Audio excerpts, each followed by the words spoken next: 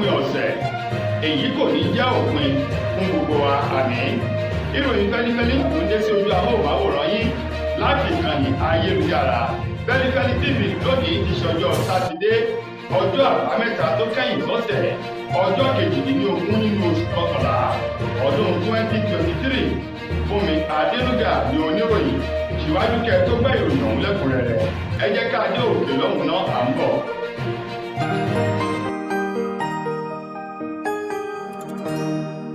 Ìròyìn Feli-feli TV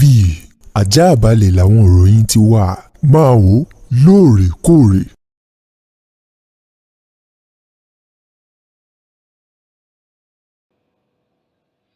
Ẹ káàbọ̀ padà, ìròyìn fẹ́lifẹ́li ọ̀hún rèé lẹ́kùnrẹ́rẹ́. Ààrẹ tẹ́lẹ̀ rí ní orílẹ̀-èdè wa Nàìjíríà ọ̀mọ̀wé Goodluck Ebele Jonathan ló ti sọ di mímọ̀ wípé òun dúpẹ́ wípé gómìnà ní ìpínlẹ̀ Bayelsa Doye Diri láti inú ẹgbẹ́ òṣèlú PDP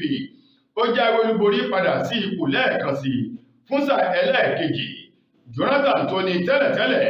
òun ti ṣe ìpinnu òun lásìkò tí wọ́n ṣe ìpolongo ìbò fún ètò ìbò tàwọn gómìnà ọ̀hún tó wáyé ní ọ̀sẹ̀ tó kọjá wípé bí gómìnà Diri tó bá lè pàdánù sọ́wọ́ alátakò yíkéyìí ó ní òun yóò mú ìyá tó bí òun lọ́mọ kúrò ní ìpínlẹ̀ Bayelsa mú lọ sí ìlú Àbújá láti máa gbébẹ̀ títí di ọjọ́ ogbó wọn gẹ́gẹ́ bí Ebele Jonathan bó ṣe sọ ọ̀rọ̀ òun jáde lásìkò eléyìí tó lọ kí gómìnà Doye Diri ní Yenagoa tí ṣolúlu ìpínlẹ̀ ọ̀hún lánàá ti ṣe ọjọ́ Jímọ̀ ní ìgbà tó kí kú oríire fún ìjáwólúborí rẹ̀ nínú ipò tàwọn gómìnà èyí tó wáyé ní ọ̀sẹ̀ tó kọjá sí ipò lẹ́ẹ̀kan sí. Níbẹ̀ ni Goodluck Jonathan ló ti sọ̀rọ̀ òun jáde ó ní inú òun dùn èyí fi hàn wípé lótìtọ́ àti lódodo gbogbo àwọn olùgbé ìpínlẹ̀ Bayelsa ni wọ́n nífẹ̀ẹ́ ètò ìṣèjọba Doye Diri olóhùn náà sì darapọ̀ mọ́ gbogbo àwọn ènìyàn ní ìpínlẹ̀ ọ̀hún àti lẹ́yìn odi ìpínlẹ̀ náà láti kí gómìnà ọ̀hún kú oríire fún ìjáwé olúborí rẹ̀ nínú ètò ìbò tàwọn gómìnà tó wáyé ní ìpínlẹ̀ ọ̀hún lọ́sẹ̀ tó kọjá. Gẹ́gẹ́ bí Jonathan ti sọ ó ní òun ò lè sọ̀rọ̀ kóhun kò jẹ́ ó ní ká ní wípé Doye Diri ò jáwé olúborí ni òun yóò náwó gán ìyá tó bí òun lọ́mọ kúrò ní ìpínlẹ̀ Bayelsa mú lọ sí ìlú Àbújá èyí tó tún sọ níwájú gómìnà ọ̀hún ní ìgbà tó débẹ̀ láti lọ rí kíkú oríire. Gómìnà ìpínlẹ̀ Èkó Babájídé Sanwó-Olú ló ti sọ di mímọ̀ wípé òun ní ìgbàgbọ́ eléyìí tó fẹsẹ̀ múlẹ̀ dáadáa nínú ọkàn òun wípé ètò ìṣèjọba ààrẹ Bọ́lá Ahmed Tinubu yóò so èso rere fún ọmọ orílẹ̀-èdè Nàìjíríà. Bákan náà ni ààrẹ Bọ́lá Tinubu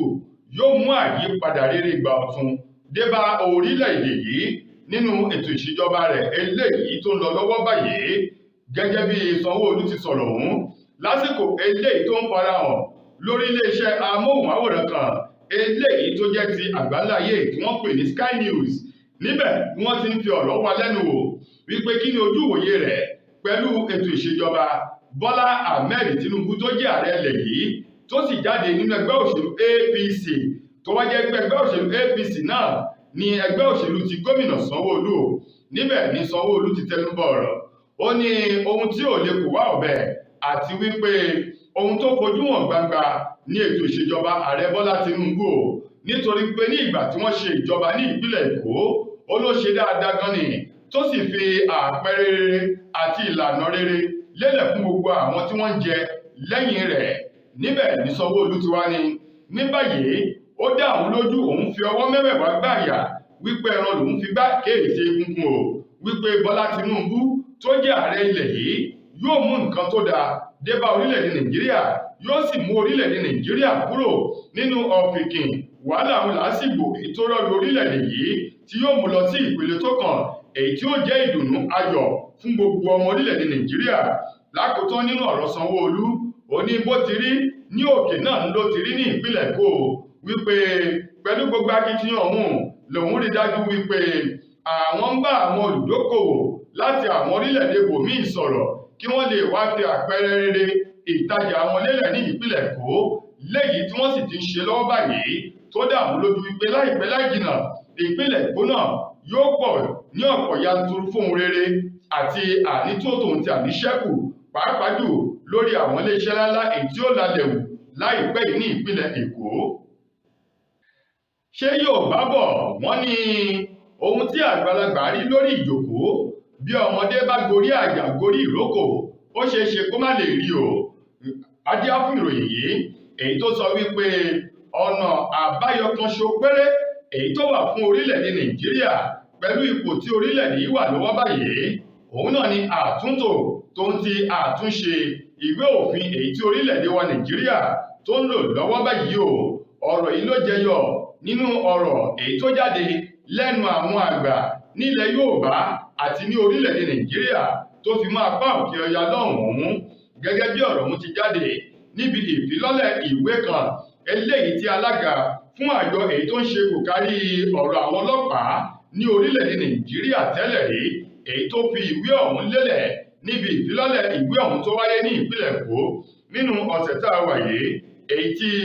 olóyè Simon Okeke tó ti fìgbà kan jẹ́ alága PSC rí tẹ́lẹ̀ láyé ètò ìṣèjọba olóyè Olúṣẹ́gun Ọbásanjọ́ lọ́dún náà lọ́hùn-ún. Ibi ìfilọ́lẹ̀ ìwé náà ni àwọn àgbààgbà ni wọ́n ti sọ̀rọ̀ lára wọn láti rí olóyè àgbà Adebanjo níbi tí bàbá àwọn ti fojú wòye rẹ̀ sí ìta wípé lórí ipò tí orílẹ̀-èdè Nàìjíríà wà lọ́wọ́ báyìí ohun tí ò lè kó wá ọ̀bẹ ó ní ìgbọ́ra ẹni yé lohun àkọ́kọ́ ẹlẹ́ẹ̀kejì kí wọ́n mú orílẹ̀-èdè Nàìjíríà kí wọ́n ṣe àtúntò tó ń ti àtúnpín rẹ̀ kí oníkálukú kó lọ ní ọ̀tọ̀ọ̀tọ̀ nítorí pé orílẹ̀-èdè yìí ti tóbi jù ojú ò tó ra wọn mọ́ o. Wọ́n ní ohun kẹta ni àyípadà eléyìí tí ó yẹ kó dé bá ètò àti ìwé òfin orílẹ̀-èdè Nàìjíríà. Ó ní ìwé òfin orílẹ̀-èdè yìí ó ti di ohun àfìsẹ́yìn èyí tí eégún aláré fi ṣọ èyí tí ò wúlò mọ́ láwùjọ àwọn ìwé òfin ní àgbáláyé ṣùgbọ́n tí àwọn adarí wa tí wọ́n kọ̀ jálẹ̀ láti ṣe àtúntò tó ń ti àtúnṣe sí ìwé òfin. Wọ́n ní wọ́n bá ṣe èyí orílẹ̀-èdè Nàìjíríà yóò wà nínú àwọn orílẹ̀-èdè èyí tí wọ́n máa fi tọrọ àlùbáríkà lágbàláyé. Lára àwọn èèyàn tó tún sọ̀rọ̀ tó jọmọ níbẹ̀ láti rí ẹni tó ti fìgbà kan jẹ́ alákòóso lábẹ́ ààrẹ àná ti Buhari eyín ọ̀gbẹ́ni Chris Ngige òun náà sọ. Bákan náà láti rí ọmọye tó díje dupò ààrẹ lábẹ́ ẹgbẹ́ òṣèlú Labour Party nínú oṣù kejì ọdún yìí ọ̀gbẹ́ni Peter Obi àti ẹni tó ti fìgbà kan jẹ́ akọ̀wé àgbà fún àjọ Commonwealth eyín Chukwuemeka Anyago àti gbogbo àwọn èèyàn lóko. Nínú ojú ìwòye Chukwuemeka Anyago òun náà sọ ò bí Adebanjo bàbá ti wí lòun náà ló ti sọ. Ọwọ́ iléeṣẹ́ ọlọ́pàá ìpínlẹ̀ Ògùn ló ti tẹ àwọn afurasí kan ò ní agbègbè Láfẹnwá èyí tí wọ́n fi tìpátìkúùkù ní àjọṣepọ̀ oníyùnkẹ́yùnkẹ́ pẹ̀lú ọmọdébìnrin léjeléje tí í ṣe ọmọ ọdún 16 ní ìlú Abẹ́òkúta. Gẹ́gẹ́ bí wọ́n ti sọ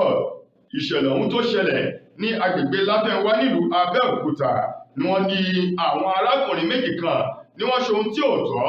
eléyìí pẹ̀lú ọmọdébìnrin ọmọ ọdún 16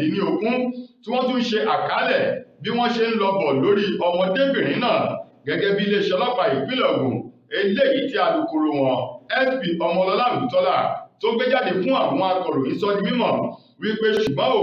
ọwọ́ ti tẹ ọ̀kan nínú àwọn afurasí méjì náà èyí tí orúkọ rẹ̀ jẹ́ Káyọ̀dé. Gẹ́gẹ́ bí wọ́n ti wí wọ́n ní Káyọ̀dé àti ẹnì kejì rẹ̀ èyí tó ti na pápá bora lọ́wọ́ báyìí Ọlámídé ni wọ́n ṣe ohun tí ò tọ́ ọ̀hún ní agbègbè Ògúnyẹmí lọ́jọ́ ìṣẹ́gun ọ̀sẹ̀ tá a wà yìí nílùú Láfẹnwá Abẹ́òkúta tí ṣolúlu ìpínlẹ̀ Ògùn tí wọ́n lu ọgbọ́n àlùmọ̀kọ́rọ́ yìí láti tan ọmọdébìnrin ọ̀hún wọ inú yàrá wọn. Wọ́n ní ní gẹ́rẹ́ tí ọmọ ọ̀hún wọlé ni wọ́n tilẹ̀kùn tí wọ́n sì bẹ̀rẹ̀ sí ní ṣe yùnkẹ́yùnkẹ́ tí wọ́n tún mú fóònù láti fi ṣe àkálẹ̀ bí wọ́n ti ń lọbọ̀ tí wọ́n wọnú ọgbà tí wọ́n jáde lára ọmọdébìnrin ọmọ ọdún 16 ọ̀hún kó tó di wípé àkàrà ọ̀hún ó tú sí epo. Wọ́n ní nínú àwọn méjì náà ọwọ́ tẹ Káyọ̀dé ní ìgbà tí ẹnì kejì rẹ̀ tóun ti nà pápá bora. Ṣùgbọ́n nínú ọ̀rọ̀ alukoro Ọmọlọ́lá Olùtọ́lá ó ní ẹgbẹ̀rún Samuel ni kò lè sámọ́lọ̀ lọ́wọ́. Ó ní àwọn igun ọlọ́pàá kan ni wọ́n ti gbé dìde dúró lẹ́sẹ̀kẹsẹ̀ láti rí dájú pé wọ́n mú ẹnìkejì ọ̀hún nítorí wípé nínú fọ́nrán èyí tí wọ́n ṣe àkálẹ̀ bí wọ́n ti ń lọ bọ̀ lórí ọmọdébìnrin ọ̀hún fi hàn wípé ó kéré tán àwọn méjèèjì ni wọ́n lọ bọ̀ ní ẹ̀mẹ́ta ọ̀tọ̀ọ̀tọ̀ lára ọmọdébìnrin ọmọ ọdún mẹ́rìndínlógún ọ̀hún nínú fọ́nrán àkálẹ̀ eléyìí tó ṣe àfihàn ẹ̀rí lórí ìwà ibi eléyìí tí Káyọ̀dé àti ẹnìkejì rẹ̀ tí wọ́n hù lára ọmọdébìnrin náà. Nínú ìròyìn amúlùúdùn, gbajúgbajà obìnrin ọmọ orílẹ̀-èdè wa Nàìjíríà eléyìí tí máa ń tẹ kásẹ̀tì lójú agbo tá a mọ̀ sí DJ tó tún jẹ́ ọ̀kan nínú àwọn gbajúgbajà ṣòwòṣòwò ní orílẹ̀-èdè yìí Florence eyín Ọ̀tẹ́dọ́lá tá a mọ̀ sí DJ Cuppy ló ti ṣe ìkìlọ̀ pẹ̀lú ọ̀rọ̀ àmọ̀ràn tó gbé jáde fún gbogbo àwọn àpọ́n eléyìí tí wọ́n ń wá olólùfẹ́ láti má lè kó sọ́wọ́ àwọn alọ́kólóhun kígbe èyí tí wọ́n máa ń yí ìfẹ́ kó lọ́kàn àwọn ènìyàn èyí tí a mọ̀ sí heartbreak kí wọ́n má bàa fún wọn ní breakfast jẹ gẹ́gẹ́ bí arábìnrin ọ̀hún bó ti sọ olóhùn gba gbogbo àwọn tí wọ́n jẹ́ àpọ́nbìnrin lámọ̀ràn pàápàá jù àwọn tí wọ́n sì ń wá ọkọ tó fi mọ́ àwọn ọkùnrin tí wọ́n ń wá aya tí wọ́n jẹ́ àpọ́nkùnrin náà láti la ojú wọn sílẹ̀ dáadáa nítorí pé láyé tá a wà yìí ọ̀pọ̀lọpọ̀ àwọn ènìyàn èyí tí wọ́n fi itọ́ funfun fẹ̀jẹ̀ sínú jáde tí wọ́n tan ara wọn bí àwọn ọkùnrin ti ń tan obìnrin ó ní òun náà ni obìnrin náà ń tan ọkùnrin tó sì jẹ́ wípé ìfẹ́ ẹ̀tàn èyí ni wọ́n ní síra wọn ju wípé kí wọ́n bára wọn ṣe yùnkẹ́yùnkẹ́ kí wọ́n sì fira wọn sílẹ̀ lọ ṣùgbọ́n nínú ọ̀rọ̀ DJ Cuppy eyín Florence Ọ̀tẹ́dọ́lá sọ di mímọ̀ wípé òun yóò rọ̀ wọ́n òun yóò sì gbà wọ́n lámọ̀ràn láti fi ara balẹ̀ dáadáa kí wọ́n bá bàa kó sọ́wọ́ alágbèédá eléyìí tí ó mú ọkàn wọn tí ó kó pọ̀ mọ́ iyẹ̀pẹ̀ ó ní bí wọ́n bá ṣe yìí òun rí dájú wípé wọn yóò ní ibùjókòó ayọ̀ nítorí wípé ìrìn àjò ìgbéyàwó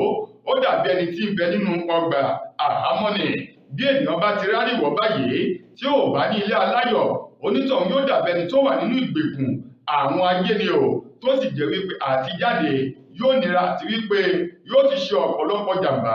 fún ara àti fún ọkàn kéèyàn tó kó jáde kúrò nínú ìgbèkùn àhámọ́ ìfẹ́ ọ̀hún pàápàá jù tó jẹ́ ìgbèkùn ìgbéyàwó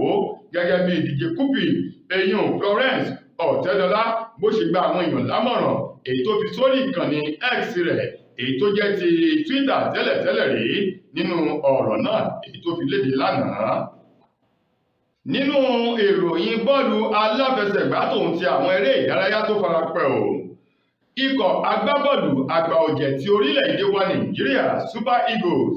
àwọn ni wọ́n ti balẹ̀ gùdẹ̀ lówùúrọ̀ kùtùkùtù ní tí ṣe ọjọ́ sátidé sí Kigali tí ṣolúlu orílẹ̀-èdè Rwanda báyìí fún ìgbáradì ìfẹsẹ̀wọnsẹ̀ eléyìí ta ni yóò kópa nínú ìdíje ife ẹ̀yẹ àgbáyé FIFA World Cup tọdún 2026 èyí tí ìfẹsẹ̀wọnsẹ̀ ọ̀hún ìgbáradì náà tá a mọ̀ sí qualifiers yóò wáyé láàrin ikọ̀ agbábọ́ọ̀lù àgbà ọ̀jẹ̀ Super Eagles ti orílẹ̀-èdè wa Nàìjíríà àti Warriors ti orílẹ̀-èdè Zimbabwe èyí tí wọn yóò gbá ní orílẹ̀-èdè Rwanda lọ́la ti ṣe Sunday ọjọ́ 19 nínú oṣù kọkànlá ọdún tí a wà yìí. Bákan náà lára àwọn tó jẹ́ àgbà ọ̀jẹ̀ agbábọ́ọ̀lù ọmọ orílẹ̀-èdè wa Nàìjíríà tó tún ń gbábọ́ọ̀lù jẹun fún ikọ̀ agbábọ́ọ̀lù Nottingham Forest ní orílẹ̀-èdè England lọ́hùn-ún Táíwò Awoniyi ni wọ́n ti yọ orúkọ rẹ̀ kúrò jáde nínú àwọn tí wọn yóò ní àǹfààní láti gbá bọ́ọ̀lù lórí pápá ní ọ̀la tí ṣe Sunday ní ìgbà tí ìfẹsẹ̀wọnsẹ̀ láàrin ikọ̀ Super Eagles àti Warriors torílẹ̀-èdè Zimbabwe tí yóò wáyé ní orílẹ̀-èdè Rwanda. Táíwò Awoniyi tí wọ́n ti yọ orúkọ rẹ̀ kúrò látàrí egbò eléyìí tó fara gbé nínú ọ̀sẹ̀ tá a wà yìí ní ìgbà tí orílẹ̀-èdè wa Nàìjíríà àti orílẹ̀-èdè Lesotho tí wọ́n gbá ìfẹsẹ̀wọnsẹ̀ qualifiers ọ̀hún nígbà tó di ní nǹkan bíi tí wọ́n ìfẹsẹ̀wọnsẹ̀ ń tẹ̀síwájú tó di ní nǹkan bíi ìṣẹ́jú 59 minutes lánàá ní ìjẹta tí í ṣe ọjọ́ Àlàmísì níbẹ̀ ní Táíwò ló ti fara gbé egbò tí wọ́n sì ti ní kò ní lè kópa nínú ìfẹsẹ̀wọnsẹ̀ ọ̀hún èyí tí ó wáyé ní ọ̀la. Lákòótán nínú ìròyìn eré ìdárayá ọmọ agbábọ́ọ̀lù àgbà ọ̀jẹ̀ orílẹ̀-èdè yìí Victor Osimhen òun ni wọ́n ti mórúkọ rẹ̀ mọ́ àwọn ènìyàn 10 èyí tí wọ́n wẹ̀ tí wọ́n yán kànkàn tí wọ́n perégedé tí wọ́n ní yóò ṣeé ṣe kó jẹ́ pé ọ̀kan nínú àwọn 10 ọ̀hún ni yóò gba àmì ẹ̀yẹ ti ilẹ̀ adúláwọ̀ máa gbá bọ́ọ̀lù tó ṣe dáadáa jù fún ọdún 2023 tá a mọ̀ sí CAF Award Player of the Year ti ọdún 2023 orúkọ Victor Osimhen òun ló ti pẹ̀lú àwọn orúkọ mẹ́wàá tí wọ́n mú báyìí. Ṣé yóò bá sì bọ̀ wọ́n ní bí ènìyàn méjì bá tayò ọlọ́pọ̀n ẹnìkan ni yóò já ìgbàmọ́ lọ́wọ́ o nítorí wípé ènìyàn mẹ́ta wọn ò lè dúró méjì nínú àwọn mẹ́wàá ọ̀hún. Ó ṣeé ṣe kó jẹ́ pé Victor Osimhen àbí ènìyàn kan ní àmì ẹ̀yẹ ọ̀hún ni yóò bọ́ sí lọ́wọ́ lẹ́yìn tí wọ́n bá mú àwọn àmì àti ìsọ̀rí èyí tí wọ́n fẹ́ fi mú wọn. tó ẹ̀yin ará ìròyìn fẹ́lifẹ́li kò ní jù báyìí lọ títí dìgbà míì tẹ̀tún aláǹfààní sọ́ọ̀tún rè míì. Mo gbà á ládùúrà wípé ilé òní ilé wa ọ̀nà yìí náà wá o. Fún mi Adénúgà lẹni tó múlò náà wá sí ojú amóhùnmáwòrán yín. Ẹ ṣeun gan ni o.